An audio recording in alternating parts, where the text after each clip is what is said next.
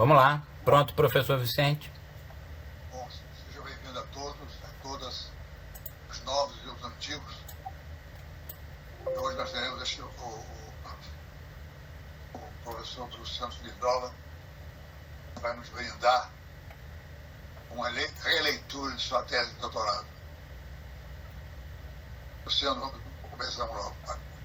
Tá ótimo. Bom, primeiramente quero agradecer o convite de poder participar aqui apresentando um pouquinho sobre a nossa tese, que foi publicada pela Tiran, com a ilustre prefácio do nosso professor Vicente, que me deu a honra de fazer a apresentação da obra. E, bom, a proposta de hoje é fazer uma apresentação para que se permita aqui os debates em torno do tema, que na verdade se girou em torno muito sobre, por isso que eu escolhi, precisava ter o professor Vicente do meu lado, era trabalhar principalmente a questão sobre moral e direito, girando em torno sobre os crimes sexuais. Uma breve apresentação, né, que a minha área é criminal. E o que aconteceu, para quem não é afeito e quem não é da área criminal, o que aconteceu? Alguns de vocês devem lembrar que antes o Código Penal trabalhava os crimes sexuais dentro do capítulo dos crimes contra os costumes. E aí, quando chegou a Lei 2015, 2009, passou a tratar esse capítulo como dos crimes contra a dignidade sexual. Então, por quê? Por que houve essa mudança? E no que interfere na interpretação dos tribunais a mudança do bem jurídico? Porque no Código Penal, os títulos e os capítulos são definidos segundo o bem jurídico tutelado dentro dos tipos penais relacionados ali naquele capítulo.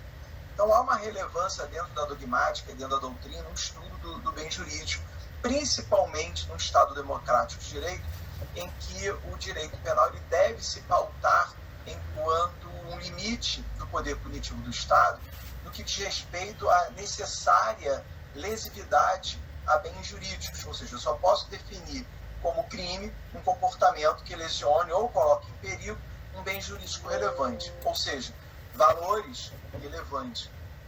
Já há muito tempo que se trabalha também no direito penal, um direito penal garantista, exatamente a ideia de que não seria qualquer bem jurídico a ser tutelado, apenas aqueles mais importantes, os constitucionalmente relevantes, e por aí vai.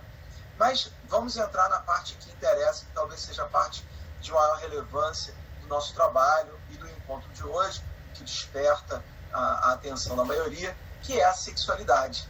Obviamente que estamos todos aqui reunidos para falarmos sobre a questão da sexualidade e a relação da sexualidade com o direito. Muito bem. Primeiro é importante a gente definir qual é a natureza, ou seja, do que se trata, como podemos definir qual é o ponto de partida para se trabalhar a questão da sexualidade. Muito bem. Inicialmente, a sexualidade está muito relacionada a uma ideia de prazer. Antes de mais nada, até mesmo de tentar fazer uma aproximação quanto à biologia, quanto à reprodução, a noção da busca por prazer. Inclusive, esse estudo não tem como ser diferente, se querer trabalhar a sexualidade, moral e direito. A interdisciplinariedade foi algo fundamental no estudo. E a antropologia de Malinowski, Geertz, ajudou bastante. Então, entende-se o seguinte: lá atrás, bem lá atrás, péssima expressão essa, mas sociedades primitivas, não havia muito a relação entre o ato sexual e a reprodução.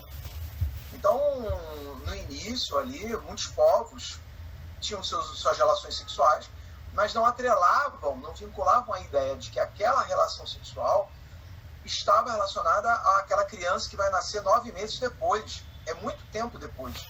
Então, por isso até que muitas sociedades, inicialmente matriarcais, nascem dessa ideia, porque não havia figura do pai.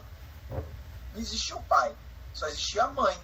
Então, e às vezes, então, nas situações em que as relações sexuais se davam por força de um afeto, de uma relação anterior, o que se tinha no máximo era um tio, era um tio bacana, que estava sempre ali por perto. Então a figura masculina, ela era representada por alguém que era parceiro, que era um companheiro, mas não havia a noção de paternidade, como a gente tem hoje. Muito tempo depois, quando o indivíduo começa a perceber a relação de que, olha, as regras começam a mudar, a barriga começa a crescer, começa a perceber um ser ali dentro da barriga. Bom, há um tempo entre aquele ato sexual e começar ali uma situação diferente, e aí com o tempo começa a se atrelar a lógica do ato sexual com a reprodução. Mas ainda assim, antes de você vincular efetivamente uma coisa a outra, e aí vamos trabalhar aqui já o início, o berço da civilização na Grécia, nós temos uma outra concepção relacionada à sexualidade, que é relacionada à saúde. Tá? É interessante isso. Então, na Grécia antiga, e muita gente acha, né, que na Grécia ninguém era de ninguém, e que na Grécia havia maiores liberalidades e tudo mais. Por um lado, sim, porque havia maior respeito e tolerância no que diz respeito à orientação sexual, sem dúvida nenhuma. Não havia nenhum tipo de juízo de valor negativo com relação à orientação sexual de quem quer que seja. O próprio Sócrates, ele era, não vou falar de homossexual, mas ele tinha relacionamentos com meninos e meninas, tá? Então você tem ali trechos, né, demonstrando ali a relação afetiva dele, independente do sexo. Mas a sexualidade estava muito relacionada à saúde, e é isso muito relacionado à própria concepção grega, né, da questão da instituição, da constituição física do indivíduo, né? E aí a sexualidade ela está ligada a uma ideia de dietética. Então, não que a sexualidade devesse ser limitada ou cerceada por moralidade, não, mas por uma questão de saúde. Não havia um juízo moral sobre a sexualidade, né, mas um discurso relacionado à saúde, porque olha, a lógica é muito interessante também. Porque é o seguinte, nesse momento já se vincula a sexualidade à reprodução. Então o ato sexual é aquele responsável dar a vida. Então o sêmen, ele seria o portador da vida. Então, se você tem uma vida desregrada, uma vida sexual desregrada, tanto no onanismo como em práticas sexuais libertinas à torta e à direita, você está desperdiçando o seu fluido vital. Você está desperdiçando saúde, você está desperdiçando literalmente a sua vida. Porque é como se você tivesse um tanque cheio de sêmen dentro de você, e que, dentro do homem, e que aquilo é responsável por dar a vida. Então aquilo faz parte da sua vida. Então, à medida que vai sendo mais intensa a relação sexual, então maior comprometimento à sua saúde. Então, por isso que deve ser algo um pouco mais regrado. Bom, e aí a coisa vai caminhando, isso influencia também o pensamento romano, e lá na frente chegamos talvez a percepção que durou mais tempo no que diz respeito à sexualidade, que é a ideia da reprodução, intimamente vinculada à ideia de pecado, já chegando na Idade Média. Então, com o fortalecimento da Igreja Católica, havia uma forte necessidade de um controle das práticas sexuais enquanto manifestação do feminino. Então, principalmente com a Inquisição, com o surgimento da Inquisição, havia necessidade do fortalecimento de uma instituição patriarcal que precisava, então, impor limites às sociedades matriarcais. Então, lembrando que a Idade Média ela é oriunda, né, da disseminação de culturas dos godos, visigodos, dos povos germânicos, né, em toda a Europa. E muitos desses povos eram matriarcais, ou pelo menos não havia diferença entre homem e mulher. Então isso começa a ser muito questionado pela sociedade pautada, né, ali pela Igreja Católica, que vai se fortalecer através da criação do Santo Ofício, mais ou menos ali no século XIII, e que vai se utilizar desse mecanismo como uma ferramenta de controle. Então, se vocês pegarem, né, o Malleus Maleficarum, que aqui no Brasil saiu como Martelo das Feiticeiras, é uma obra que é fundamental para se entender não só o medievo, a igreja, mas a construção do olhar sobre o feminino ao longo dos séculos, a gente vai perceber nitidamente como que a sexualidade passa a ser a manifestação da sexualidade passa a ser um sintoma do mal. Né? Ou seja, a sexualidade, a partir desse momento, não só nisso, a partir desse momento e até bem pouco tempo atrás, ela está vinculada à reprodução, apenas. Então, toda prática sexual fora do casamento, que não seja a reprodução, é pecado. É pecado. E aí, então, se legitima a intervenção punitiva vinculada ao Santo Ofício. E aí, vários sintomas desse pecado estão lá no Malleus Maleficarum. Então, como a mulher se torna a porta de acesso ao demônio, a Lúcifer, né? Ao coisa ruim, ao capeta, o caminho é através da mulher. Então, a mulher ela é mais suscetível. Tem uma coisa interessante no Malleus Maleficarum. Vocês sabem por que a mulher é mais tendenciosa e mais vulnerável ao demônio? Por quê? Porque a mulher ela nasce da onde? Da costela. E aí a costela ela é curva. Então para a mulher é mais difícil ter uma vida reta. Né? Então é uma justificativa, né, quase que bíblica, para que a gente possa entender por que a mulher ela tem essas curvas morais. Porque para ela é mais difícil ter uma vida reta. E aí são através dessas e outras que vai se justificando ali o controle punitivo sobre a mulher. Bom, mas aí, já de um bom tempo para cá, é fundamental que se entenda que a sexualidade não está apenas relacionada à reprodução. Né? Então, a partir ali dos anos 60 do século XX, em que começam as grandes manifestações feministas, e com relação à liberdade, né, principalmente a liberdade da sexualidade, a sexualidade, a partir desse momento para cá, passa a ganhar uma relevância como manifestação cultural. Tá? Então, bom, teve ali na entrada do século XX a questão psicanalítica, que é importante, mas eu não vou entrar nela agora.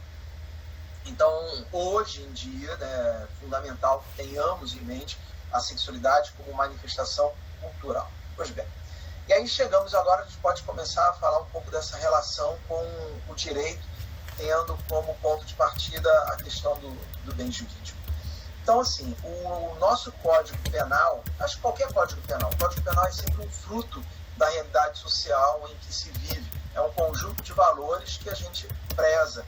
Tá? Então, as ordenações filipinas, o livro V das ordenações filipinas, o livro V que tratava do direito penal, foi digamos, o conjunto normativo penal que mais tempo ficou em vigor no Brasil, né, nos seus 300 anos. Muita coisa, mas muita coisa se referia a crimes relacionados à sexualidade. Então, tudo ainda muito vinculado à ideia de violações à moralidade e manifestações de pecado. Vem o Código da República, aí quando vem o nosso Código de 1940, e aí nós já vamos ter ali os crimes contra os costumes, nós ainda temos ali uma sexualidade que afronta os bons costumes.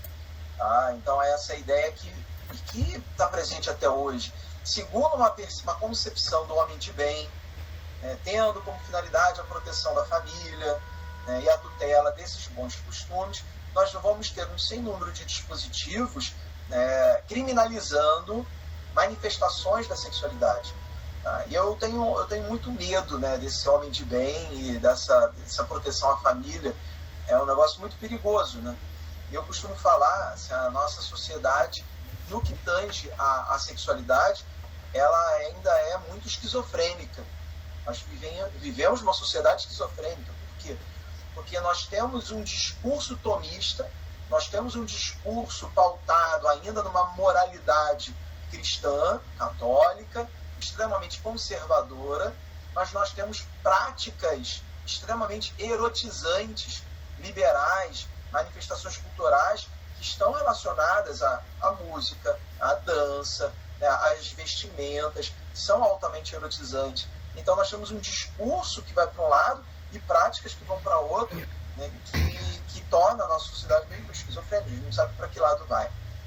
Muito bem. Então nós tínhamos essa grande problemática de querer de ter como bem jurídico, proteger os costumes. Isso é muito perigoso. E aí veio a Lei 12.015, em bom tom, né? Antes a gente tinha lá os crimes de sedução, que é ter relação sexual com menor entre 14 e 18 anos, mulher virgem. Então, imagina, primeiro você tinha que catar, tinha que procurar essa mulher virgem, e aí tentar identificar o mal que foi feito à pobre menina virgem. Então, esse tipo de coisa era fruto de um bem jurídico tão vago. Né? E aí veio o legislador e falou, não, realmente, essa questão de costumes dá margem a muitas subjetivações, dá margem a interpretações muito pautadas em preconceitos. E aí passou a definir como bem jurídico a dignidade sexual. Muito bem. Mas não definiu, a lei não definiu. O que seria essa dignidade sexual? Tá? E aí concordo com Lênio, eu acho que vivendo todos nós num Estado democrático de direito, não é possível que tenhamos uma interpretação que não seja uma interpretação em conformidade com a Constituição. Então, se nós temos aqui uma lei que vai estar tutelando, tem no seu corpo, tá, um bem que é a dignidade sexual, não tem como eu definir esse bem de maneira distinta daquela que me aproxime de um conceito de dignidade da pessoa humana. Se eu tenho no artigo 1º da Constituição, lá, o fundamento, o alicerce do Estado Democrático de Direito, a dignidade da pessoa humana, eu não posso entender que esse termo, dignidade, seja distinto daquele que é trazido na Constituição. E aí, com isso, traz uma coisa que é fundamental, porque você limita ainda mais o poder punitivo do Estado. Então, bacana isso, o Estado ele não pode criminalizar manifestações sexuais baseado apenas em moralidades. Não, apenas quando um comportamento lesionar ou colocar em risco efetivo uma dignidade sexual que comprometa a própria dignidade da pessoa humana do sujeito. Porque se não for assim, vai para o direito civil, vai para outro canto. Né? Aí, olha, que ótimo, que ótimo. E aí a minha preocupação, e será que isso impactou os tribunais? Será que os tribunais julgam atentos a isso? Já darei um spoiler a vocês. Não, os tribunais estão nem aí para análise do bem jurídico. Nada. Estão nem aí. E aí, estou no estudo do STJ, STF, eles não estão preocupados com isso. Então, nós ainda vivenciamos uma prática jurisdicional, como o Lênio diz, né, solipsista. Eles vão definir a sexualidade como eles quiserem. Eles vão definir como dignidade o que eles quiserem.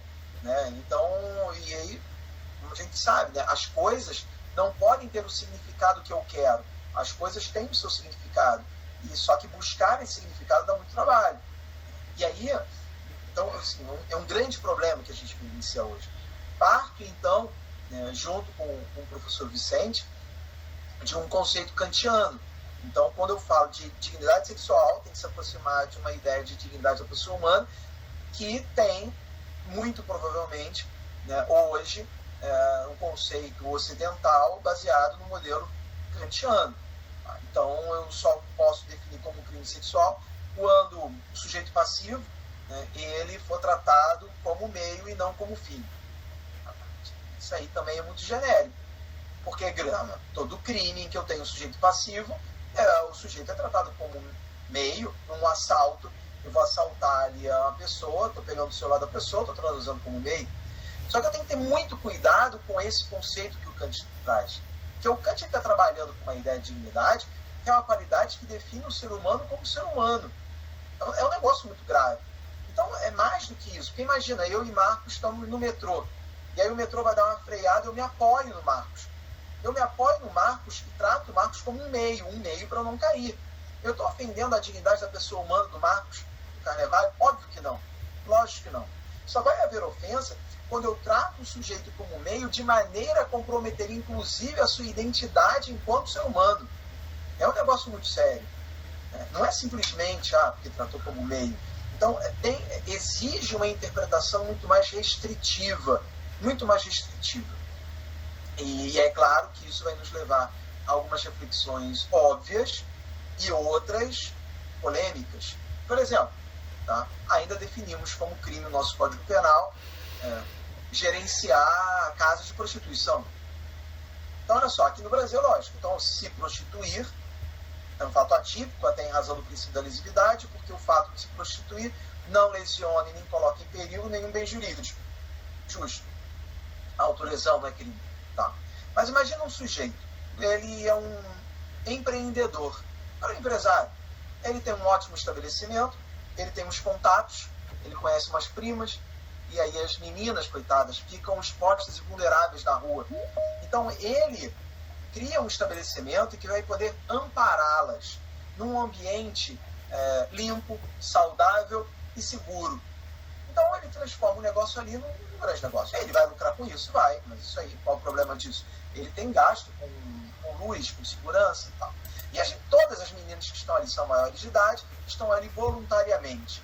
Então, elas não respondem criminalmente, mas esse sujeito ali, que está dando emprego, considerando que a prostituição hoje é considerada efetivamente uma atividade laborativa, tem cooperativa, tem sindicato, é um negócio organizado, reconhecido, é algo então que não deveria ser o quê?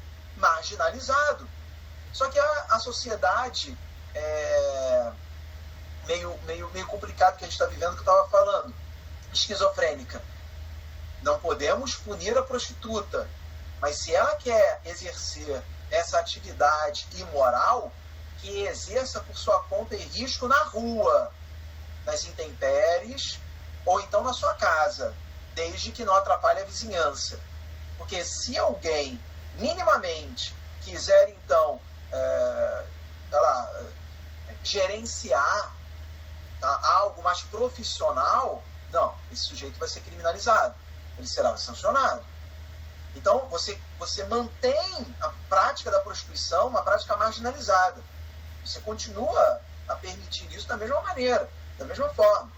A partir do momento que você não vai permitir a sua profissionalização efetiva. Então, legal. Então, esse sujeito que está gerenciando as meninas maiores de idade que estão ali voluntariamente, eles não estão lesionando, nem colocando em perigo a dignidade da pessoa humana de nenhuma delas. Todas são maiores ali. Então, não há violação à dignidade sexual de nenhuma delas. Então, não há violação ao bem jurídico. Se não há violação ao bem jurídico, não há tipicidade. Se não há tipicidade, não há crime. Simples. E aí você tem uma dificuldade enorme dos tribunais enxergarem isso. Você ainda vai ver condenações lá por causa de prostituição. É uma coisa que não faz o menor sentido, né, nos dias de hoje. E, bom, enfim, e tem outras questões. E aí agora, só para poder jogar, botar fogo no parquinho, professor Vicente, não sei se o senhor viu, tem umas 2 semanas, viralizou, saiu o vídeo, o jornal se pronunciaram.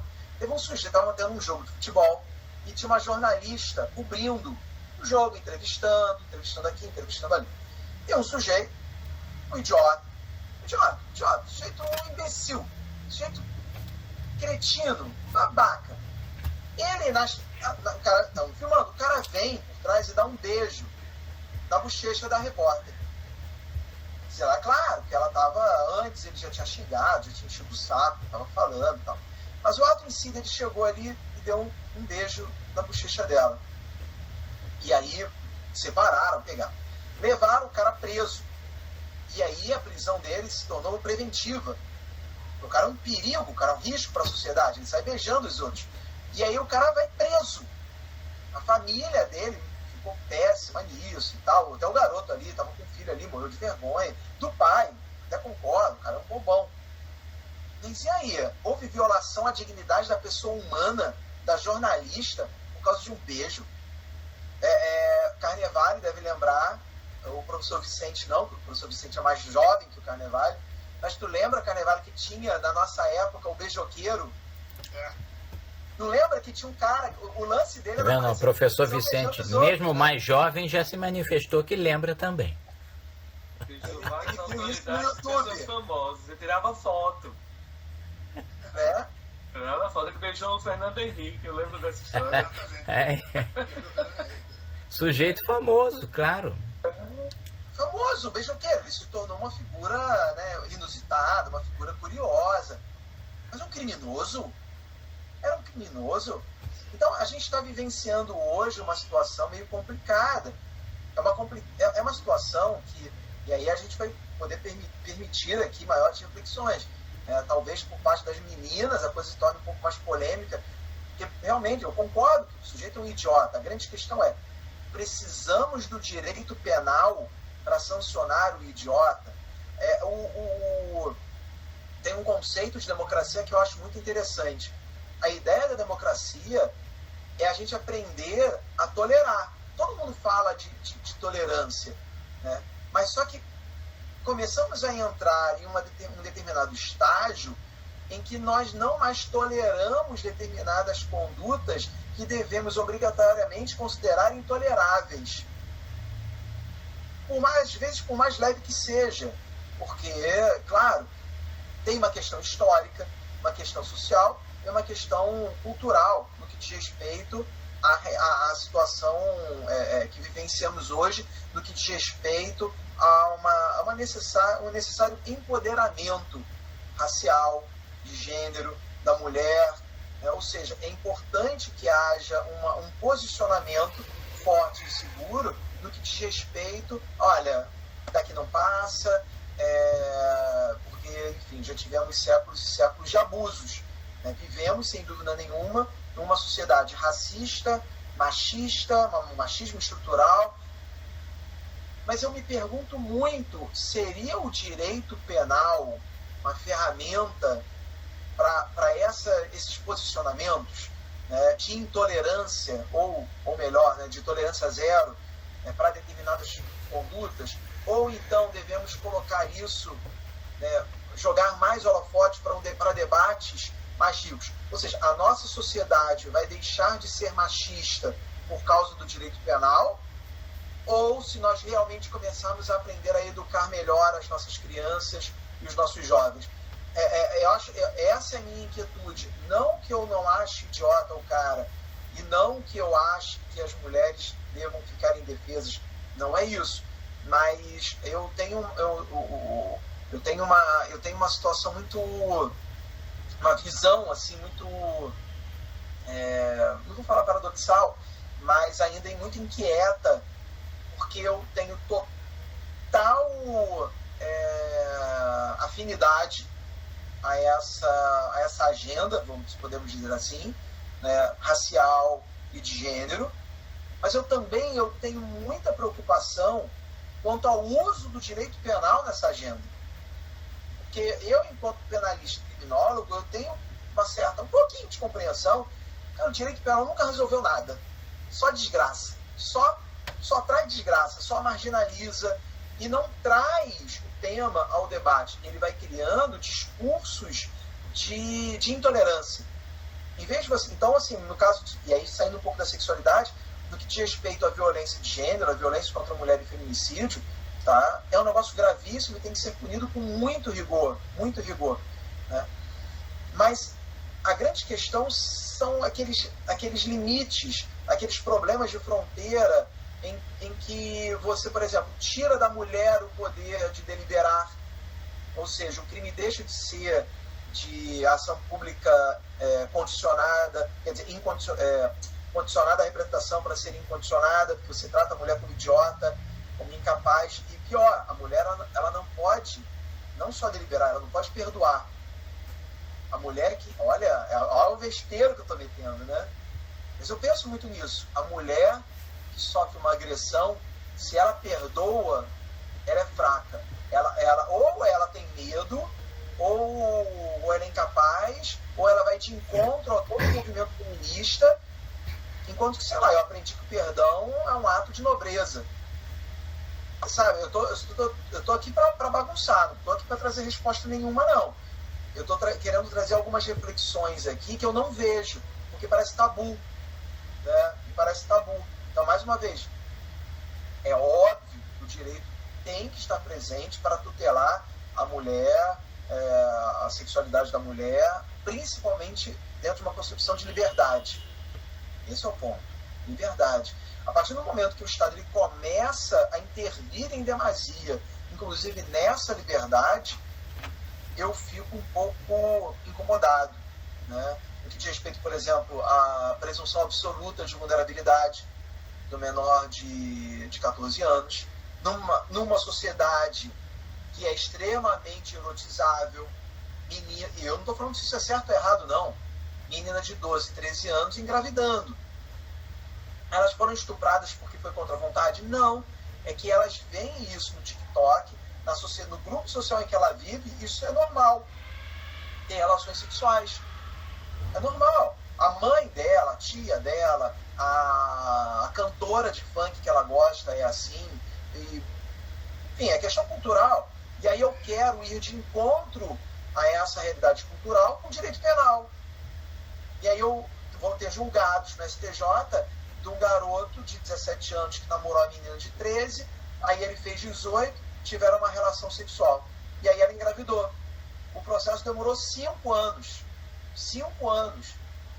A garota já estava com 18, o garoto com 20 blau, casados, com uma filhinha de 5 anos. Aí essa é a decisão do STJ. A presunção é absoluta. O direito está aqui para defender as crianças. Né? Então, por isso, ele tem que ser preso. Aí o cara, pai de família, trabalha, cuida da filha dele, pega uma pena de 8 anos de reclusão. 8 anos. Vai preso. Porque esse direito penal está tutelando e protegendo quem? Né? Então, essa situação, essa concepção de direito penal e a forma como esse direito penal moralista, com M minúsculo, que quer impor, deseja impor a moral do homem de bem, a defesa da família, mas que é sobre o sacrifício da dignidade da pessoa humana desse cara de 23 anos. Então, o direito penal, nesses crimes sexuais, quando ele é aplicado, sob a desculpa de proteger a dignidade, na verdade, ao não observar isso, viola a dignidade daquele que lhe é submetido, que vai ter a sua liberdade, sua dignidade cerceada em nome de algo, de um fato que não possui lesividade nenhuma. Afronta tão somente uma concepção de moralidade de um determinado grupo social, que é esse grupo, aí vamos trabalhar essa coisa do homem hétero, do homem de bem, da família de bem, sabe-se lá Deus o que é isso, tá certo? Bom, meus queridos e minhas queridas, a proposta de discussão é essa, como eu coloquei, não iria me alongar muito, e a proposta é trazer muito mais reflexões e dúvidas do que respostas, e me coloco aqui inteiramente à disposição de qualquer dúvida e que tenham. Enfim, foi um prazer. Obrigado aí pela paciência.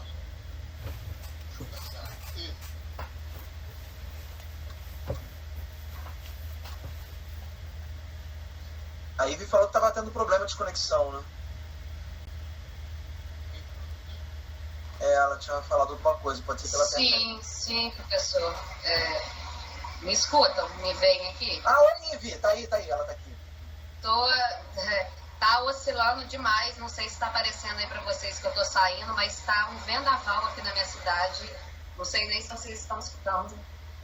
Tá difícil até para escutar vocês, porque é muito barulho de chuva, mas enfim, vou seguir por aqui tentando participar. Perdão pelo inconveniente aí, gente. Nada.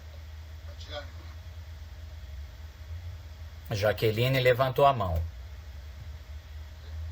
Oi, professor. Jaque, você quer falar primeiro? Se quiser, não tem problema não, eu espero. Então tá bom. Primeiro, boa noite a todos, todas. Professor Luciano, muito obrigada pela palestra, a explanação super interessante. Eu estava anotando aqui algumas coisas e agora tem um monte de coisa que eu queria falar, mas eu também não quero monopolizar. Então, eu vou começar com um ponto que eu achei muito interessante, que você falou sobre a sociedade ser esquizofrênica. E, de um lado, ter costumes muito conservadores, ao mesmo tempo que, do outro lado, são práticas erotizantes e que isso seria meio que um contrassenso.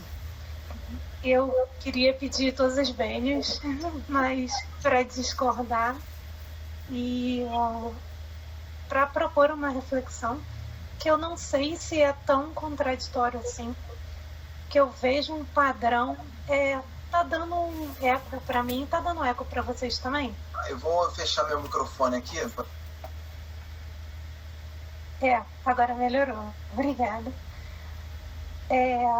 Eu confesso que eu vejo um padrão muito forte daquele padrão binário, cisgênero, heteronormativo, e bem nítido nesses dois pontos. O costume é conservador quando é uma defesa dentro desse padrão binário heteronormativo. Então é a família tradicional, é o pai com a mãe, o filhinho, e nessa hora é conservador. Se esse pai tem 3 amantes, não importa, ele pode porque ainda está dentro do padrão heteronormativo. Agora, se a banheira do Gugu tem um monte de meninas tomando banho e lavando no domingo à tarde, isso também pode, porque ainda está dentro do padrão heteronormativo. Quando a gente tem essa política erotizante dentro do padrão heteronormativo, ela é aceitável. Ela não tem um contraposto, ela não tem uma resistência social. Ela se combina perfeitamente com aquela sociedade conservadora. Só é uma resistência e a esquizofrenia quando você vê um beijo no novo filme da Disney do Buzz Lightyear, que é uma senhorinha com a outra senhorinha que passaram a vida inteira junto, que tem o filhinho, tem o netinho, e elas dão um beijo de 10 segundos. Aí, meu Deus, aí sim você vê um rebu, uma reação imensa de que naquela hora as crianças não vão entender, naquele momento é difícil demais para explicar. Então, não são dois contrapontos, não é uma questão de ser erotizado ou não, da criança compreender ou não. É de manter o padrão que se quer manter, de que o normal é o hétero, cisgênero, enfim, não... Desculpa, não sei se talvez eu tenha entendido mal, mas eu não vejo um contrassenso. Eu vejo um estabelecimento de um padrão bem rígido. E que, na verdade, quando você foge daquela normalidade, se é que pode chamar assim, aí sim você tem uma resistência social. Se a gente cresceu com trocentos ícones como a Madonna sexualizando, é totalmente normal, aceitável, compreensível. Mas se você tentar chamar a Pablo, é incompreensível. Não dá. É difícil demais para entender. As crianças vão ver isso na TV. Por que a Madonna seminua dançando a Rihanna, ou seja quem for? O ícone sexual dentro da música é aceitável, mas um ícone que sensualize fora desse padrão, aí já não serve, já é erótico demais, já é sensualizado demais. Não vejo como uma esquizofrenia de contrassensos, e sim como uma imposição mesmo de manutenção de um padrão. E eu gostaria de ouvir o senhor, se possível. Entendi. Pô, bacana. Não. Excelente, Tatiane. Excelente. Pronto, você conseguiu resolver metade dos meus problemas já. Tá ótimo. Não, eu realmente não tinha ainda parado para pensar, né, nesse modelo, a questão do heteronormativo, né? Porque realmente você tem assim, um cara que vai defender a família, né, aqueles padrões da família, e ele é o cara que está ali no seu grupo de zap dos rapazes, passando ali material erótico dentro de um modelo hétero, claro, lógico. E eu estou entendendo o que você quis colocar. Acho que talvez seja tudo uma questão conceitual, né? Então, dependendo do conceito que a gente está trabalhando, você está trabalhando mais essa questão do paradigma hétero, realmente a vivência homossexual hoje é ainda muito mais provocativa dentro dessa concepção tradicional conservadora, sem dúvida nenhuma. né? Então, ou seja, o caminho que nós trilhamos, né, e que nós conseguimos chegar, né, a esse momento em que se permite a manifestação, a apresentação, né, das mais diversas orientações, é uma conquista muito recente e fenomenal, e que vai ganhar resistência, e que ganha resistência, né? Eu acho que, e aí agora defendendo um pouco o meu ponto de vista da esquizofrenia, eu acho que a sexualidade homossexual, ou enfim, da LGBT, de modo geral, é só um plus. Então, assim, há uns 40 anos atrás, a gente ainda estava nessa mesma esquizofrenia. Só que você nem pensava em colocar na conversa a homossexualidade, porque a homossexualidade ou era uma anormalidade, ou era piada. Ou era piada, era o lafon, entendeu? Era o estranho, o homossexual era o estranho. No máximo, eu ia ser prostituta ou ser cabeleireiro, né? Mas era motivo de piada. E aí, mas aí continuava essa coisa do discurso do homem conservador na família, claro, lógico, dentro do modelo hétero que existiu, e agora a nova liberalidade, né, homoafetiva, traz mais uma cereja na discussão da sexualidade nessa família conservadora, que aprendeu, aí sim, legal, tem back show isso, aprendeu a lidar com a sexualização hétero, mas não está sabendo lidar com essa nova sexualização. Então é um novo estágio, né, de uma realidade, né, em que esse pai de família ele está tendo que lidar, né? Ou seja, ele tem um discurso, só que a prática ali é outra, só que agora chega uma nova prática em que ele não está conseguindo digerir. Então a resistência vai ser maior. Se ele vivenciava já um discurso e uma prática que num primeiro momento conflitava, agora essa nova realidade nem digerir ele quer, ele exclui, né? Ele marginaliza, né? Então a reação é mais intensa, mas eu acho até que os nossos papos aqui se completam, mas muito legal, muito legal. Muito bem, obrigado. Jaqueline, depois a Aline. Boa noite a todos. Professor Luciano, eu anotei assim algumas coisas que eu queria fazer um comentário. Quando o senhor falou da questão da prostituição, né? Que o gigolô ele é criminalizado, mas a prostituição em si não é, né? Mas aí eu me lembrei, talvez tivesse que se levar em consideração a questão que o gigolô ele escraviza, né? Ele sujeita a prostituta a regras que ele impõe. Então, na realidade, a prostituta ela se sujeita ao gigolô por uma necessidade. Então, não sei se isso também deveria ser um aspecto a ser levado em consideração, porque o que se entende por prostituição, normalmente, existe um cafetão, né, que elas chamam, né, que toma conta daquele grupo e explora a sexualidade daquela mulher. Ela não está ali porque ela quer estar ali.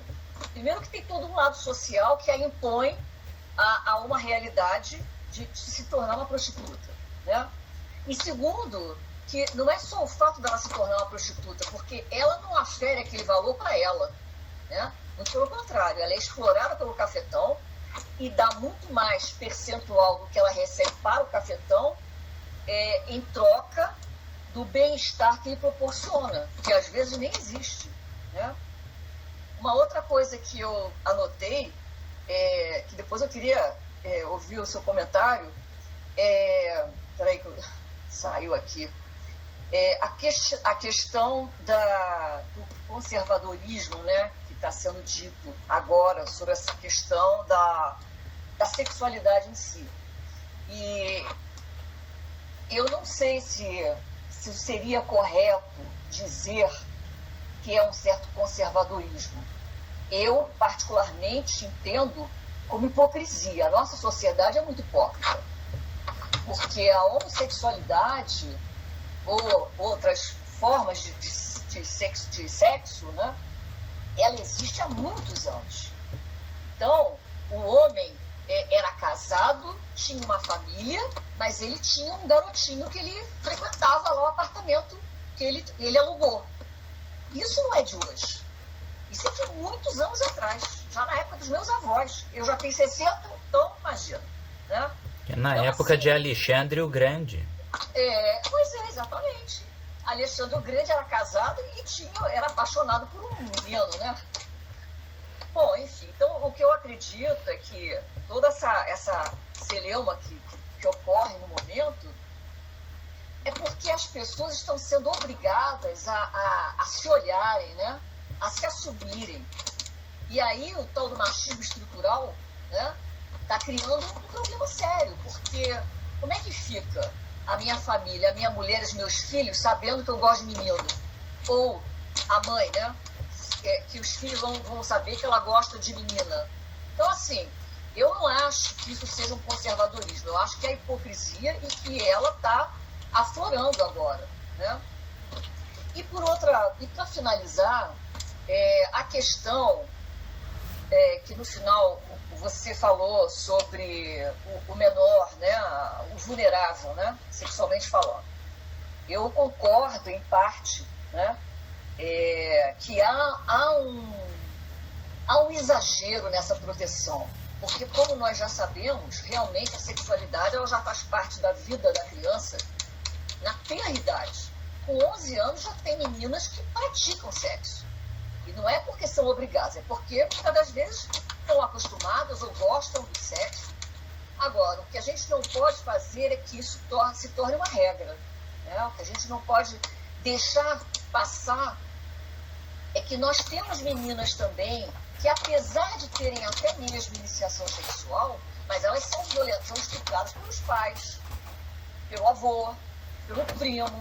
Agora mesmo saiu uma notícia de um casal de irmão, né? Eles estão apaixonados, vão se casar e ainda querem ter filhos. E aí? Né? Eles declararam o amor deles um pelo outro. É irmão de mesmo pai e mesma mãe. Então, assim, eu não sei se o fundo sociológico de toda essa situação não teria que ser levado em consideração quando o senhor colocou, por exemplo, a questão da mulher, a ação penal ser incondicionada, né? Porque ela não pode perdoar, ela pode perdoar. E nas mais das vezes até perdoa quando ela ama, né? E novamente ela se torna uma vítima. Mas também existem aquelas que são obrigadas pelo agressor a abrir mão daquela ação judicial. E isso há bem pouco tempo acontecia, né? Quer dizer, olha, se você não for lá e não desistir daquela ação, eu vou te matar, ou eu vou matar a sua mãe, ou eu vou fazer alguma coisa. Então elas também, movidas pelo medo, eram obrigadas a dispensarem a ação penal. Agora, que eu concordo que o direito penal deveria se preocupar com coisas muito mais relevantes, eu não tenho dúvida. Mas qual seria o ramo do direito que teria o poder de coibir esse tipo de atitude? É isso. Bom, tá ótimo, Jaqueline. Obrigado. Bom, caramba, agora eu vou tentar me organizar aqui, né? A Sara vai. Vamos lá. Olha só. Bom, primeiramente com relação ao cafetão, tentarei ser breve. A gente tem que ter muito cuidado. O direito penal ele não trabalha com presunções, Jaqueline. Ou seja, o tipo penal lá que trata da casa de prostituição, lá é o 229, 230, você tem a violência e a grave ameaça como qualificadora. Então, não são elementos do tipo penal. Então, até que o exemplo que eu dou aqui é que todas as condutas voluntárias. Então, essa ideia do cafetão que explora e que intimida e que pega mais da metade do dinheiro é uma prostituição. Pode ter. Se isso ocorrer, por exemplo, na Alemanha, os crimes sexuais são crimes contra a liberdade. Ponto, acabou. Então, só vai ser crime se alguém te coagir, te obrigar. Isso é crime, claro. Mas o que eu estou colocando aqui são participações voluntárias. Então, a mulher já maior de idade, não é por causa de dinheiro, é um trabalho, e é uma atividade laborativa, e tem alguém, um parceiro, eu posso te ajudar, eu tenho um lugar aqui para alugar, ó, eu vou te cobrar 10%, tá bom? Ah, beleza, tudo acertado. Isso não pode ser crime, entendeu, Jaquim? É isso que eu tô falando. Se tiver violência, é crime, claro. A questão da hipocrisia, eu concordo, né? Realmente, não existe homossexualidade desde sempre. A orientação sexual de cada um, eu acho que realmente não cabe a ninguém. Mas aí é que tá, eu sempre prefiro ir muito além. Né? A questão não é do pai de família e que tem um garotinho no apartamento e que é um enrustido que está no armário. Não, pode ser que o sujeito seja realmente um hétero e ele acha isso um absurdo. A questão é que como que a existência e o fato do homossexual estar ganhando um espaço, sendo respeitado, como isso lhe ofende. Acho que o grande ponto a se refletir é que tipo de indivíduo que tem a sua família, não tem nada a ver, ninguém está obrigando ele a ficar com ninguém. Ele gosta de mulher. Mas o fato dele saber que existe alguém que gosta de homem, isso lhe ofende ao fato de ele se tornar uma pessoa agressiva, ser uma pessoa que exterioriza isso através da violência. Isso é uma questão psicanalítica. Isso é psicanálise, né? E não é para o nosso papo agora. Né? Então, claro, toda vez que houver, exatamente, esse é o limite. Toda vez que eu tiver ações que lesionam ou colocam em perigo um bem jurídico, aí o direito penal pode entrar. Né? Então, esse seria o limite. Com relação ao menor, sem dúvida, né? E aí, quando a gente fala sobre a questão dos menores, Freud fala que a criança já nasce com a sua sexualidade. Ela já nasce com isso. E aí, quando a gente fala em sexualidade, ou ato sexual, principalmente para a lei, não é só a conjunção carnal. É qualquer ato libidinoso. Então, eu costumo falar assim, se hoje... E aí, na prática, ninguém faz isso, porque fala, tá doido. Mas fala, a presunção é absoluta. Pega um menino de 13 anos e uma menina de 13 anos. E eles vão trocar beijo, se abraçar, dar uns amassos. Os dois estariam praticando ato infracional análogo ao estupro de vulnerável um com o outro. Os dois têm que sofrer medida socioeducativa. Mas fazer isso não vai. Mas a presunção não é absoluta? Porque para você ter o ato libidinoso, não precisa ser só sexo. É qualquer ato considerado socialmente como um ato de cunho sexual. Então, dar uns beijos. O STF já decidiu assim: beijo na boca é ato libidinoso. Então, o menino e a menina que se deram o primeiro beijo, os dois estão se estuprando. É esse o limite. É isso que eu não posso admitir. Entendeu? Esse é o limite da lei. A lei não pode ser aplicada, desgraçando a vida de jovens, por causa de uma leitura, de uma presunção absoluta da lei. Tá? E, por último, a questão da violência doméstica. Mais uma vez, a gente não pode sair presumindo. Se a mulher perdoa ou renuncia ou tira a representação e tal, porque foi intimidada, coação. Se a coação não há vontade, aí está resolvido, né? Mas você tirar essa liberdade, a gente tem que ter um encontro só para falar sobre medida protetiva e Lei Maria da Penha. Eu sou advogado criminalista. Eu estou vendo cada coisa, mas é absurda. E eu sou um feminista. Eu sou feminista, mas eu estou vendo cada coisa que são violações ao direito. Isso me preocupa. Violações à lei e ao direito em nome de um modelo. Tem que começar a se discutir, tem que ser revisto. Beleza? E Aline, Tatiana pediu a palavra de novo. Aline primeiro. Oi, tô ouvindo, Aline. Está um pouco baixo, fala um pouco mais próximo do seu microfone.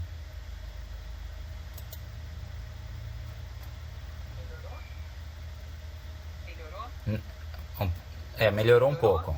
Melhorou um pouco? Aí, agora sim. Agora sim. Ah, perfeito, obrigada. Luciano, desculpa eu não abrir a câmera porque a minha conexão tá horrível, você vê até meu microfone tá péssimo. Mas eu não podia faltar essa reunião. Primeiro, parabenizar, muito instigante, você tocou em lugares assim que muitas pessoas não têm coragem de tocar, então parabéns, primeiramente. Eu queria trazer uma questão que eu achei importante quando você falou sobre crime, o direito penal como resultado, como resposta, né, sendo usado de forma, não de forma subsidiária, mas como fonte principal de resoluções sociais, tem uma classificação que se chama crimes de plástico, que é uma denominação doutrinária que fala justamente sobre esse uso do direito penal como forma de resolver problemas morais e que não tem uma perpetuidade. Então a gente cria crimes para aquele momento social, mas a gente, daqui a um tempo, mudando a moral, aquilo ali se desfaz. Então, assim, o caráter penal que deveria ter uma previsão com uma maior perpetuidade, ele acaba sendo muito volátil. Isso é muito interessante a gente parar para pensar nisso como o que deveria ser uma última ratio, uma subsidiariedade, está sendo usado de uma forma principal. Mas você usou um exemplo que me intrigou bastante. Você comentou da questão do rapaz que beijou a repórter. Eu achei muito interessante você trazer, porque a gente se instigou muito brilhantemente a questão do será que retirar a liberdade, prender essa pessoa, não é uma resposta a mais, uma resposta exacerbada para o evento, porque não foi, vamos falar assim, não foi um estupro, eu acho que tem alguém com o microfone aberto, aí então, assim, não tem a pessoa, enfim, não foi uma conjunção carnal, não foi uma coisa com uma violência, não sei, ele deu um beijo e saiu ali. A pergunta que eu faço ali, quando prendeu a pessoa, quando prendeu esse, vamos dizer, agressor, que ele foi tido como agressor, nós estamos retirando a liberdade dele. Ao mesmo tempo, nós temos a vítima, aquela que sofreu aquele ato. Ela existe através do corpo dela, nossa existência é através do nosso corpo. E o nosso corpo que a gente expressa a nossa liberdade e a nossa autonomia. Quando eu falo para essa pessoa que fez esse ato, que ela não deve ter a liberdade dela cerceada, ao passo que aquela pessoa que sofreu o beijo teve um movimento da sua liberdade, da sua autonomia cerceado, será que eu não estou havendo uma desigualdade de pesos, de de valores jurídicos? Porque, assim, essa pessoa, quando ele faz esse ato, ele fala assim, você não dispõe mais sobre o seu corpo. Tudo bem, foi um beijo, foi um toque, não foi consentido. Então, onde você existe, vem uma outra pessoa e fala, eu vou dizer o que eu posso fazer sobre a sua existência vamos supor, nesse contexto. Então, a pergunta que eu faço na verdade, não haveria uma relativização? A gente estaria falando em tolerância, mas a gente está frente ao mesmo valor jurídico, que é a liberdade, que seria a liberdade da vítima de dispor do corpo dela da forma que ela quer, e, no caso, a outra pessoa querendo impor a sua liberdade sobre um corpo alheio. Então, a gente é uma pergunta que eu quero trazer, enfim. E uma outra coisa, só para fechar, Luciano, que até o professor Vicente participou da minha banca de dissertação e eu falei sobre isso. Você falou um ponto muito importante sobre a questão da incapacidade relativa e absoluta. Falou sobre a questão da idade, falou muito brevemente, mas uma coisa que me chamou muita atenção porque foi uma parte da minha dissertação. Se a gente parar para perceber, essa parte de incapacidade, ela está dentro do livro de bens, de patrimônio, e não dentro de parte existencial. Então, a gente regula a incapacidade como se fosse uma relação econômica. Então, isso é muito interessante, enfim, a gente trazer essa discussão como o direito brasileiro, a pretexto de saber o que é melhor para cada um, utiliza um ramo diferente e acaba, de uma certa maneira, cerceando essa autonomia, a pretexto de proteger. Então, você diz, você não pode fazer isso. Só que o artigo que é usado é dentro de um outro livro, um livro de patrimônio. Então a gente não está fazendo essa mistura. E a gente vai entrar numa outra palavra, que é isso que eu vou terminar a minha fala. Será que isso tudo não está dentro de uma palavra chamada controle? A gente está querendo controlar todas as variáveis, e aí a gente, ao invés de apresentar possibilidades para as pessoas do que elas podem ser, do que elas podem viver, e elas escolherem, nós com adjetivos melhor, pior, errado e certo, estamos mudando essas normatizações e essas, vamos dizer, essas formas homogêneas. Então hoje, vamos supor, a gente fala conservadorismo ruim, progressismo bom, e a gente não dá possibilidades de escolha. E aí caímos nesse campo que você falou, por exemplo, da Maria da Penha, né? Do tipo, onde está a autonomia da vítima? Então, assim, eu queria trazer só essa discussão, enfim, mas parabenizando, amei a sua apresentação, Luciano. Obrigada. Valeu, Aline. Poxa, caramba, excelente pergunta, excelente consideração essa que coloca na mesa as questões relacionadas à liberdade. Primeira coisa, né, essa questão, puxa, o cara foi preso porque beijou na bochecha dela, e ao beijá-la, né, também violou a liberdade dela. Primeira coisa, a liberdade não é um monobloco. A liberdade não é uma coisa estanque, engessada, não é um bloco. A liberdade ela é formada por vários segmentos e níveis, né? Então, quando se fala em liberdade como uma coisa só, é um tanto quanto equivocado e muito complicado, porque não existe uma liberdade, existem várias. Tá? Então, quando a gente fala da liberdade atingida ou ofendida pelo direito penal, é um negócio muito complicado, porque não é só a liberdade física de ir e vir, a intervenção punitiva do Estado, ela gera exclusão social, né? Ela estigmatiza o indivíduo, ela repercute, né, na vida social do sujeito de maneira extremamente nociva, tá? Então, esse é um ponto.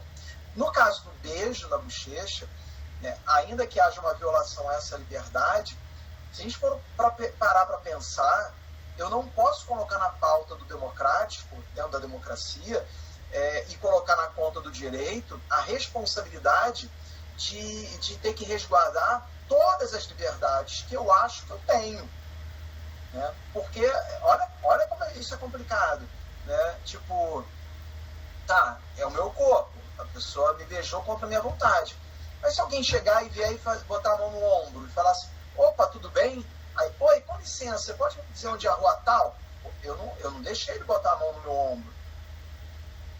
E aí, então, a gente tem que ter muito cuidado para não confundir uma violação à liberdade a um excesso de sensibilidades. Eu não posso confundir uma violação a uma liberdade a subjetivações. Tipo, só porque eu não gosto de uma coisa, eu acho que essa coisa tem que ser abolida, sancionada, excluída, porque eu acho que isso me afrontou. Isso é um desafio? Sem dúvida. Qual é o limite do que ofende a minha liberdade e aquilo que ofende apenas uma sensibilidade? Porque na nossa época do beijoqueiro, ele muitas das vezes chegava a polícia e arrastava o cara. Porque o cara vai me beijar. Primeiro, eu era um homem. Imagina um homem beijando outro, o cara vai me beijar. Tá maluco? Pega os de segurança e manda ele embora. Mas ele vai ser colocado na rua.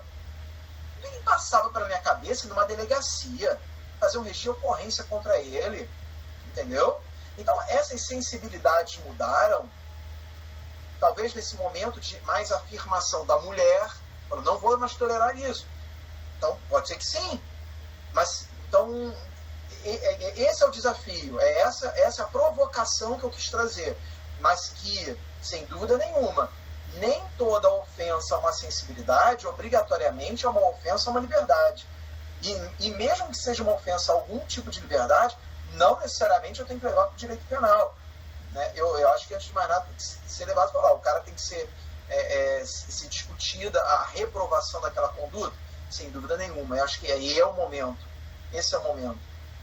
Mas eu ainda tenho dúvidas se precisaria do direito penal. Muitos vão trabalhar que sim, que o direito penal teria também o seu fim pedagógico. Tipo, não, ali vamos estar usando o cara como exemplo. Eu tenho muitas dúvidas quanto a isso. Porque se o direito penal fosse pedagógico e desse exemplo, a gente não tinha mais feminicídio, a gente não tinha mais violência doméstica. É porque essa porcaria está entranhada numa cultura machista nossa. O cara que bate na mulher não sabe que isso é errado? Claro que sabe. Mas a gente tem que começar a pensar como que estamos criando os nossos jovens. É um outro papo, que não é imediatista, que tem a ver com o que você estava falando do direito penal plástico, que é o direito penal simbólico, né, que a gente chamava mais há algum tempo atrás. Direito penal simbólico é um direito penal para dar uma satisfação à sociedade. E um segmento forte hoje da sociedade é um movimento, né, LGBT, da mulher, e não que não tenha que ser. Coisa, eu tenho que falar que também cheio de ovos, né? Porque senão daqui a pouco vem mais pedra por aí. E aí, mas eu tenho que ter muito cuidado para não generalizar e querer usar o direito penal à torta e direito. Mas, no final de tudo, eu concordo plenamente com você, Aline. Tudo é controle. Se a mulher já foi objeto de controle, será que também agora, no discurso, não é ela que quer se colocar no controle? Isso, na criminologia, a gente trabalha muito a ideia da chamada esquerda punitiva. Então, a esquerda está muito relacionada às minorias. Minoria não tem minoria nenhuma, né? Porque negros, mulatos e mulheres são maioria, mas são minorias quanto à representatividade. Então, a esquerda está relacionada a essas minorias, né? E que sempre, e que foi a partir daí que começa a criminologia crítica, porque os negros sempre foram o alvo principal do sistema penal. E aí sim, então a partir daí começam as críticas ao direito penal, essa consciência de que o direito penal não vai resolver o problema. Só que quando há um comportamento que ofende essa minoria, ela quer usar o direito penal. Ela quer usar o direito penal como ferramenta ali simbólica, né, para demonstrar ali, não, botar um marco de que, olha, a partir daqui ele pode, tal. Então, mas sem dúvida, essas reflexões são importantes demais. Leonardo. Tatiane quer falar? Peraí, Tatiane quer falar de novo, é isso? Na sequência? Oi, se fosse possível, mas eu posso ser no final, depois dos colegas que ainda não falaram. Então vamos lá. O Leonardo, depois o Valmário. A Sandra levantou a mão para a gente encaminhar para o final. Então, Leonardo primeiro, depois Valmário, depois Sandra e dando tempo, Tatiane. Boa noite, antes de tudo, né, professor Luciano, interessante seu tema, porque eu vou para a área dos crimes sexuais também, né? Então, meu livro, hein? Já tá vindo, eu estou aqui no Tocantins, já está na estrada. Mas assim, o que o senhor falou sobre a questão de que é uma ofensa, né, acessibilidade, eu vejo por outro lado, porque o direito penal nós precisamos entender que precisa ofender o tipo penal. E até então eu estava pensando dessa forma, mas eu vi que aquela ação daquele negócio dele beijar, ele já fez com outros 2 repórteres. Posso até procurar o vídeo que ele realmente comprovou que já tinha beijado outros repórteres. Aí toda essa discussão social não cai por terra se ele já beijou outro repórter, porque a intenção dele não era violar o corpo de ninguém, independente de homem ou mulher, seria só uma questão de ser o novo beijoqueiro, né? Aí não cairia por terra toda essa discussão, certo? De fato ele não teve a intenção, o dolo de cometer aquele tipo de ofender aquele tipo penal. Não sei se eu estou certo, essa é a minha pergunta, né? Sem dúvida, como você falou, né? A questão da sensibilidade e tal, da ofensa. Todo crime tem que ter a ofensividade. Mas só que não é qualquer ofensividade que interessa ao direito penal. Esse é o problema. Tem uma coisa que o Zaffaroni uma vez me falou, tive a grata honra de ter sido aluno do Zaffaroni. O Zaffaroni falou o seguinte: todo crime tem que ser um ato imoral, mas nem todo ato imoral pode ser crime. Entendeu? Você tem um limite aí. E aí, nos crimes sexuais, você tem que ter um dolo, que é o quê? Um elemento subjetivo referente à intenção de obter prazer sexual, satisfazer a sua libido. Se o sujeito é um bobão, um brincalhão, como era o beijoqueiro, quando ele dá um beijo na bochecha da menina, ele não está querendo ter um gozo com aquilo, satisfazer a sua libido. Ele está de brincadeira, ele quer aparecer para as câmeras, ele está de zoação. E eu nem coloquei aqui na pauta. Eu tenho uma coordenadora que é amiga do cara. Eu não conheci ele pessoalmente, mas eu tenho uma amiga que é amiga do cara. falou que o cara é exatamente isso. O cara é um bobão, o cara é um brincalhão, E aí ele tá péssimo, a família tá péssima, tá tudo por causa da visibilidade que se deu ao fato, né? Colocando o cara como praticamente um estuprador. Né? E é isso, Leonardo. O lance é totalmente esse. A necessidade de impor limites a esse poder punitivo desenfreado que a gente está vivenciando. Show. Até porque, só para completar, é porque assim, você pensa que qualquer ofensa ao tipo penal e não estudar o dolo, matar em qualquer situação seria crime, né? Não teria excludentes, né? Eu penso que seja assim, né? Sem dúvida. Mas lá no livro você vai ver, tem uma parte que eu coloquei, é muito pouco explorado, você trabalhar o que é o ato libidinoso. O que é ato libidinoso? Não é só uma questão social, cultural, baseada nos costumes, mas você tem que fazer uma análise objetiva e subjetiva. Então, o ato libidinoso, ele tem que partir de uma perspectiva objetiva, tem que ser um fato, um comportamento que é considerado pela sociedade algo ofensivo ao sentimento de pudor, mas também tem um aspecto subjetivo, no sentido de que o sujeito ele tinha a intenção de se satisfazer sexualmente com aquilo, e aí, nesse caso, obviamente, verificando isso que não, você não tem o elemento subjetivo, não tem o dolo, não tem o fato típico, né? Mas bacana, exatamente. Thiago. Olá, boa noite, professor. Primeiro, professor Luciano, parabéns pela apresentação, excelente. Também já, assim que o professor Marcos colocou aqui no grupo, já adquiri seu livro, está a caminho. Muito boa apresentação. Já queria fazer umas considerações acerca exatamente desse assunto do beijo. Essa questão heteronormativa, o senhor também citou Kant. Kant era um cristão protestante heteronormativo, né? Mas, ao mesmo tempo, ele pregava também a autonomia do homem, né? A liberdade do indivíduo. Então, de certa forma, havia mas não trazia também essa liberdade para uma liberdade sexual. Nessa questão, especificamente do que estamos tratando do beijo da repórter, é muito sensível, de fato, se a gente analisa o caso isoladamente. Você tem uma pessoa que conhece o rapaz, tal, é um bobão, tudo isso, ok. Porém, eu acho que aqui nós devemos pensar no tipo de sociedade que nós estamos vivendo atualmente. E qual é o bem jurídico aí a ser protegido? Porque, veja, a sociedade de hoje, para qualquer situação chegar ao ponto da banalidade, é muito fácil. Tudo hoje está sendo tratado dentro de uma banalidade. E aqui, sem querer ser radical e ao mesmo tempo tentando construir uma tese acerca dessa necessidade. Alguém abriu o microfone? A Dana aqui. Ok, obrigado. Dessa necessidade, porque veja, por que aconteceu essa prisão? Primeiro, nós tivemos aí, ou vivemos ao longo de muitos anos, com essa questão sendo tratada como uma contravenção penal, e não um tipo penal de fato.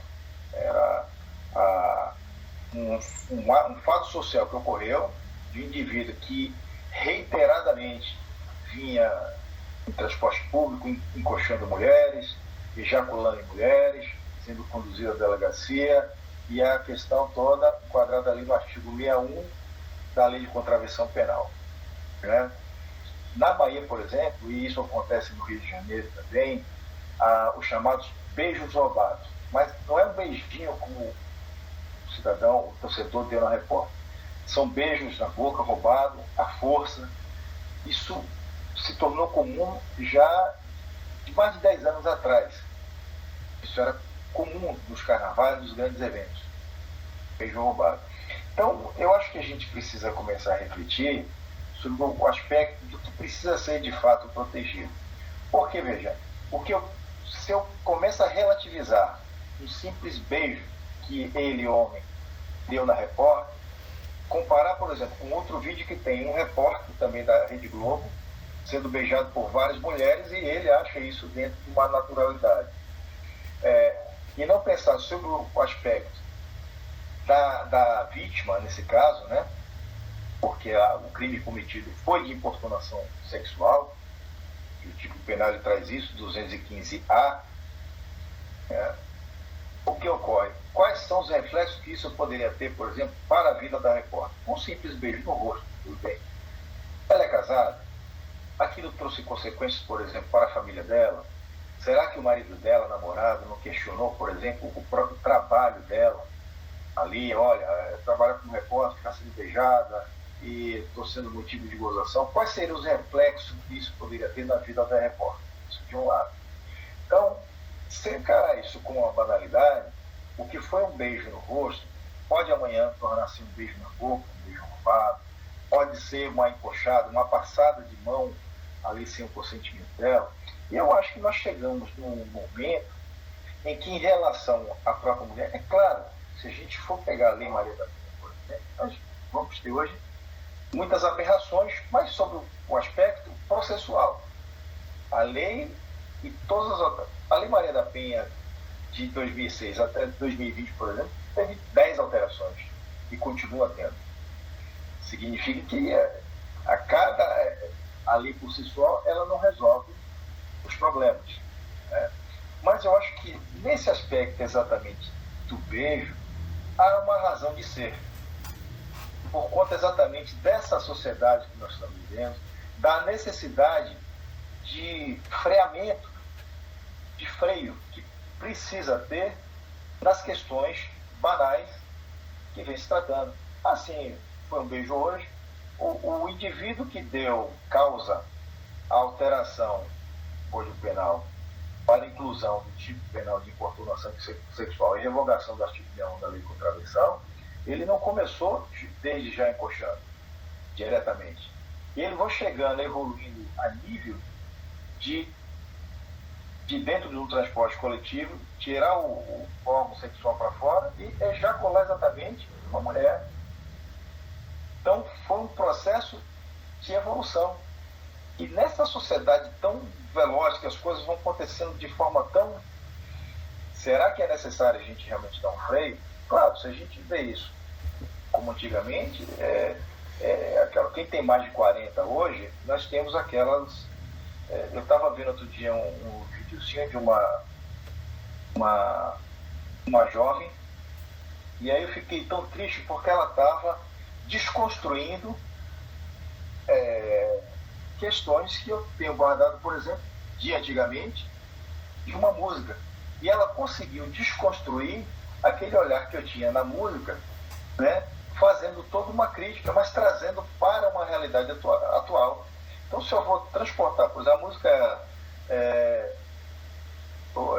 deixa essa boneca, faça-me um favor, esquece tudo, vem brincar de amor, uma música que foi composta há mais de 30 anos atrás. Nós tínhamos um outro tipo de sociedade. E a menina que retratava essa música tinha 19, 20, 25 anos, que quando casava levava as bonecas que tinham guardado para a residência. As bonecas eram passadas de mãe para filha.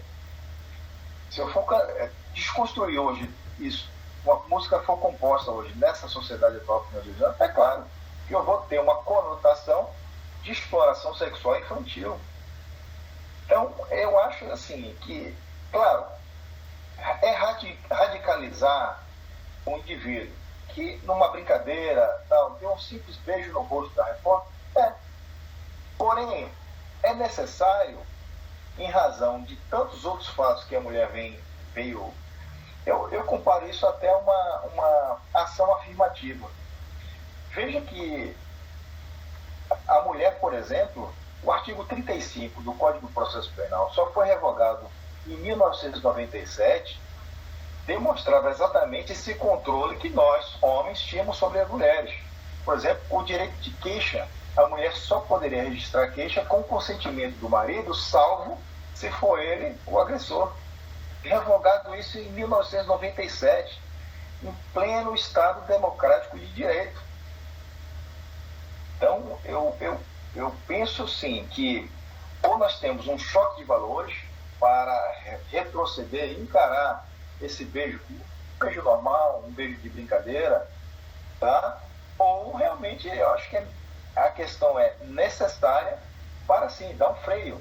E aí vai ter, é óbvio, os bodes expiatórios. Aqui na Bahia, por exemplo, logo quando essa lei, se eu não me engano, 13798, alguma coisa, que entrou em vigor,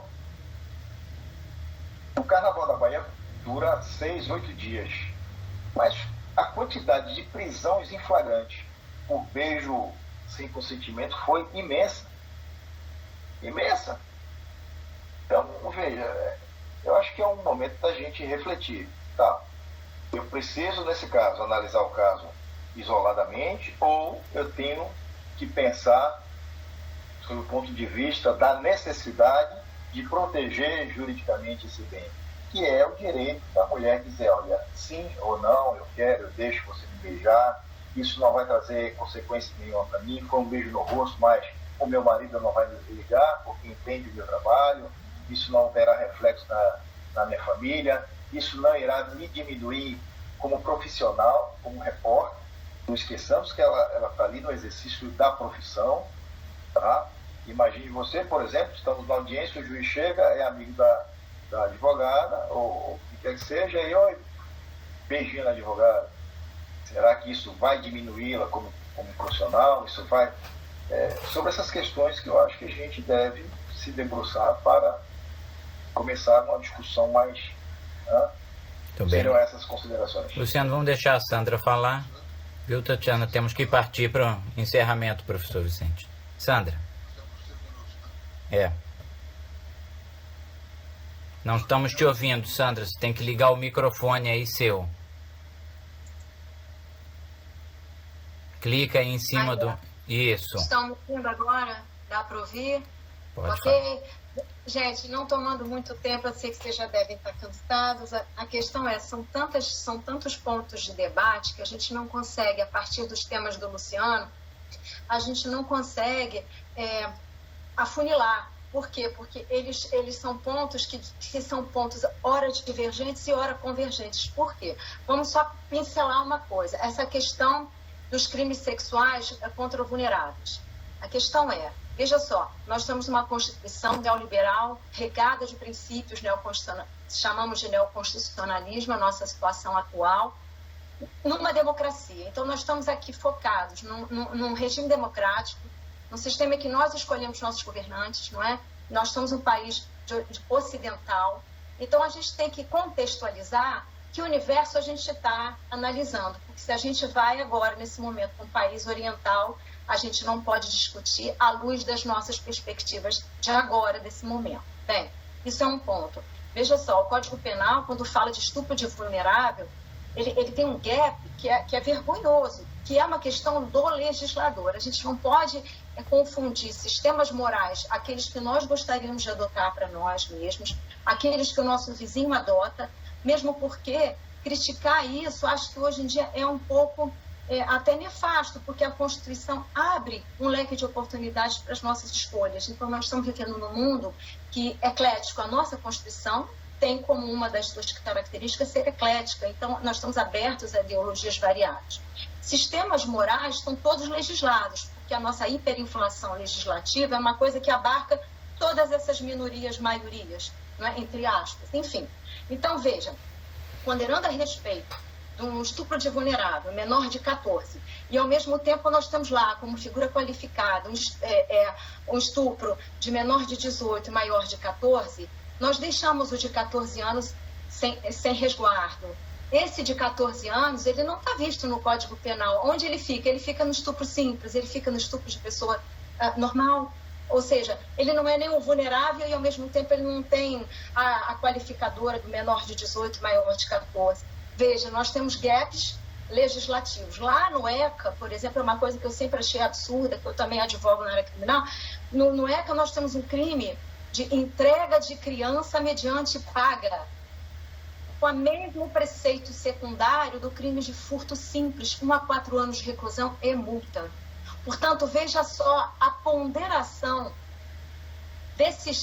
dos valores relacionados aos bens que estão sendo resguardados na fragmentariedade do direito penal. Então, esta fragmentariedade hoje é duvidosa. Acho que é sobre isso tudo que vocês, todos nós estamos aqui a observar, a fragmentariedade. Que bens nós devemos proteger que está em consonância com os sistemas morais que a nossa sociedade acha como legítimos para a nossa própria vida. Veja, o casamento, onde o marido, num momento mais, vamos dizer, de mais violência, exige o débito conjugal. Isso não é mais admitido. Mas, ao mesmo tempo, essa é a mulher dele e ele quer ter sexo com a sua própria mulher e ela nega o tempo inteiro. Daí nós temos a figura, o adultério não é mais crime. Porque será que nós temos o poliamor sendo reconhecido pelo direito civil? Então, toda essa sistemática de bens que estão sendo reavaliados, revisitados, é evidente que a nossa legislação está em defasagem. Ora exagerando, quando houve uma necessidade muito grande de proteção a esses bens, e ora flexibilizando quando é necessário flexibilizar. Então, o Luciano falou, eu acho um caso fantástico, e eu tenho visto promotores, inclusive, não mantendo os seus processos. Por quê? Menores de 14, que vivem com rapazes, porque a essência da família, tem filhos. Porque, em nome de um ideal, que nós somos o fim e não o meio, não é? Então, como todos dizem, nós somos o fim e não o meio. Então, a própria Constituição protege a família, protege a criança, protege o bem-estar. Por que sacrificar tudo isso em prol simplesmente da ideia de uma presunção absoluta de vulnerabilidade do menor de 14 anos? É totalmente desproporcional.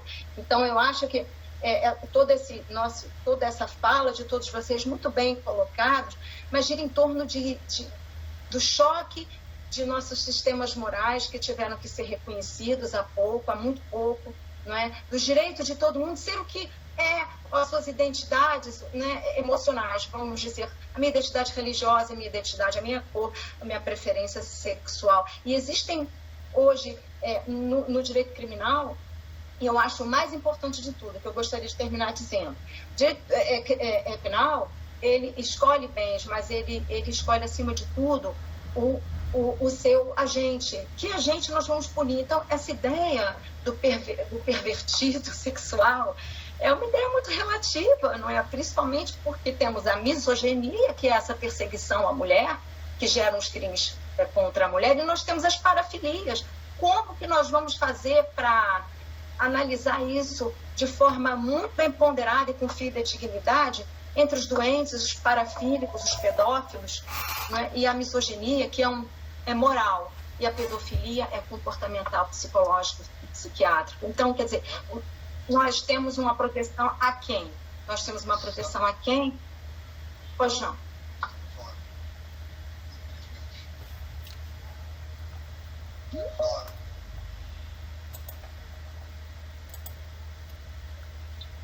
Bom, muito bem. Luciano, quer falar alguma palavra final? Vou concluir em 1 minuto, agradecendo a todos, agradecer ao Valmário, não podia responder, mas concordo, sim, realmente a posição que ele está querendo colocar é a posição de um dos lados, né, de um direito penal pedagógico, né, de se impor determinados direitos, determinadas liberdades, quando aquilo não passa, a gente entende perfeitamente isso. A questão que a gente levanta cabe ao direito penal esse papel. Você falou a questão da ação afirmativa. Não cabe ao direito penal ser ação afirmativa. O direito penal é para desgraçar a vida do outro. Então, eu acho que seria mais válido a gente fazer uma mega manifestação na rua. Olha, vamos em defesa das mulheres, não pode beijar as mulheres sem consentimento dela e tal. O direito penal não seria para isso, segundo uma posição garantista, ferrajória, é uma posição. E a querida Sandra arrasou, isso tudo aí. Muito, muito bacana. Eu tenho muito essa questão, realmente, sobre o que o Valmário falou, né? A ideia da importunação sexual veio muito em torno por causa do cara, se masturbou ali no ônibus, e era quanto mais, e ele foi levado para a delegacia, ele foi solto, uma semana depois ele foi pego no ponto de ônibus masturbando de novo. Esse cara é um doente. Esse cara, ele precisa de tratamento. Ele não precisa de direito penal. Né? Então, e aí você usa isso como bandeira para revogar a contravenção, para você trazer mais direito penal, porque aí você dá uma satisfação à sociedade. Porque a partir do momento que você demoniza esse criminoso sexual, né, você consegue dar uma resposta à sociedade através do direito penal, em vez de você tratar o cara. Eu não estou falando de medida de segurança, eu estou falando da sociedade como um todo chegar, meu irmão, vamos lá, família, esse cara precisa de tratamento. O cara que no ônibus coloca o membro para fora e se machuca, esse cara tem problema. Né? E aí, enfim, e aí isso vamos discutir outro dia, na hora da janta. Muito bem. Obrigado, pessoal. Pô, foi excelente. Obrigada. Todos. Mas eu, por favor, Carnevale, professor. Parabéns, Luciano. Vamos numa próxima oportunidade fazer uma revanche de Hot Channel. Professor Vicente. Marcos, diga. Vamos encerrando aqui. Nossa próxima reunião, quando é que é? Próxima reunião, dia 13/10, com a exposição A Gramática Moral dos Conflitos Sociais, com a nossa querida relatora Sandra Tinoco. Muito bem. Obrigado a todos pelo debate. Nos vemos dia 13. Obrigada. Fantástico. Um abraço. Obrigada. Valeu, obrigado a todos. Valeu, colegas. Um abraço. Valeu, Carnevale. Com licença.